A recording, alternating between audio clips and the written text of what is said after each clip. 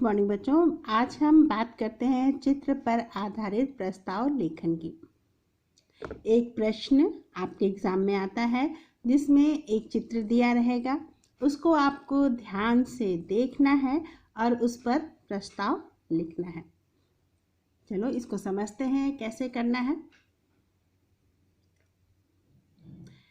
सबसे पहले चित्र को बहुत ध्यान से देखना चाहिए और देखना चाहिए कि चित्र में किस घटना को दिखाया गया है, किस बात को कहने का प्रयास चित्र में किया गया है। उसके बाद चित्र में दिखाई देने वाली मुख्य बिंदुओं या घटनाओं का अपनी भाषा में प्रयोग करने से वे महत्वपूर्ण बन जाती हैं।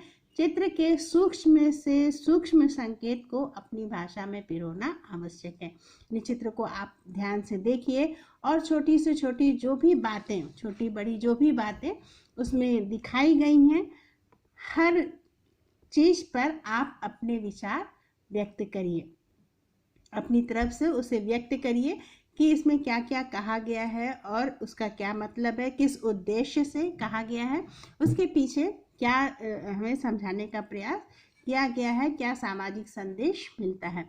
इस प्रश्न को हल करते समय विद्यार्थी अपनी कल्पना का सहारा लेते हैं, लेकिन उन्हें यह ध्यान रखना चाहिए कि कल्पना में बहते हुए मूल चित्र अथवा उसकी घटना पृथक यानी अलग ना हो जाए। हम ध्यान से देखेंगे और उस अपनी कल्पना के आधार पर उससे जुड़ी हुई कोई कहानी या कोई घटना भी उसमें जोड़ सकते हैं, लेकिन हमें पूरी तरह से ये ध्यान रखना चाहिए कि जो घटना या कहानी हम लिख रहे हैं वो उस चित्र से अलग नहीं होना चाहिए, उस चित्र से पूरी तरह से जुड़ी होनी चाहिए। जो भी चित्र की पृष्ठभूमि है उसे ध्यान से देखना चाहिए, क्योंकि वहाँ पर कई ऐसे संकेत होते हैं जिनका संबंध मुख्य घटना या भाव से होता है। चित्र का वर्णन रोचक होना चाहिए, सरस होना चाहिए, सजीव होना चाहिए और सरल भाषा में किया जाना चाहिए। ऐसा नहीं कि आप अनाप शनाप कुछ भी लिख दें, ऐसा नहीं। उसको देखिए, समझिए और अच्छे तरीके से, ताकि उसको पढ़ने में अच्छा लगे। भाषा सरल होनी आवश्यक है। चित्र पर आधारित उत्तर आवश्यकता से बड़ा नहीं होना चाहिए। जितने शब्दों में आपको लिखने को कहा जाए उतने ही शब्दों में होना चाहिए, लेकिन बहुत डिटेल में लिखते चले गए, बाकी सारे प्रश्नों को छोड़ दिए या बहुत लंबा हो गया तो खुद ही पढ़ने की इच्छा नहीं होगी। विद्यार्थी को ध्यान रखना चाहिए कि उसे केवल चित्र को देखने मात्र से उठते हुए भावों को ही लिपिबद्ध करने के लिए कहा गया है, ना कि लंबी चौड़ी कहानी लिखने के लिए, है ना। जो चीजें चित्र में दिखाई गई हैं उनको लेकर के आपको लिखना है। ये नहीं कि आप उससे अलग हटके कुछ अलग सी कहानी, लंबी चौड़ी कहानी लिखते हैं। जो चीजें मुख्य रूप से चित्र में हैं उसी का वर्णन आपको करना है।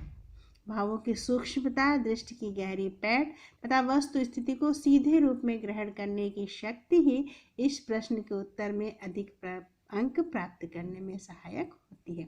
आप उसे चित्र को ध्यान से देखिए, जो जो चीजें चित्र में हैं और उसके पीछे छुपा हुआ जो संदेश है, उन सारी चीजों को गहराई से लिखिए, समझते हुए उसे अपने शब्दों में व्यक्त करिए।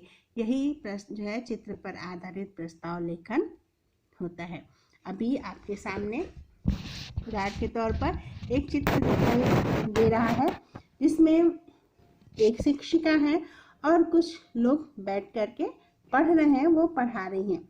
ये जो कुछ लोग बैठे हैं ये अधिक उम्र के लोग हैं, यानी बच्चे नहीं हैं, बड़े लोग हैं, अर्थात इसमें प्रौढ़ शिक्षा की बात की गई है। तो इस चित्र को देखकर हम इस तरह से ये वर्णन कर सकते हैं कि प्रस्तुत चित्र में प्रौढ़ शिक्षा की बात की गई है।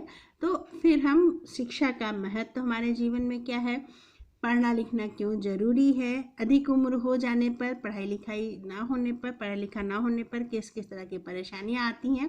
संक्षेप में इन सारी चीज़ों का वर्णन करेंगे और ये भी बताएंगे कि देश की उन्नति के लिए शिक्षा किस तरह से आवश्यक है। इस तरह से प्रौढ़ शिक्षा पर हम इस चित्र के माध्यम से विकास, प्रौढ़ शिक्षा के पर हम इसको फोकस करेंगे। इस तरह से अगर हमारे सामने कोई ऐसा चित्र आता है जिसमें बहुत सारी फैक्ट्रियां बनी है, नदी नाले हैं जिनका पानी जो है नदी में जा रहा है, यानी वहाँ पर जल प्रदूषण की बात हो रही है। वहाँ पर हम ये नहीं कि सारे प्रदूषण की चर्चा कर दें, जहाँ पर फैक्ट्रियों के पानी को नदियों में गिरते या नालों का पानी नदियों में गिरते दिखाया जा रहा है, वहाँ पर बात जल प्रदूषण की हो रही है। ऐसी स्थिति में हम जल प्रदूषण के विषय में लिखेंगे। इस तरह से चित्र आधारित प्रश्न हम एग्जाम में करते हैं। जितने शब्दों की समय सीमा हो उन शब्दों का ध्यान रखते हैं। चित्र से जुड़ी हुई बातें ही हम लिखते हैं, अनावश्यक कहानियों को उसमें ऐड नहीं करते।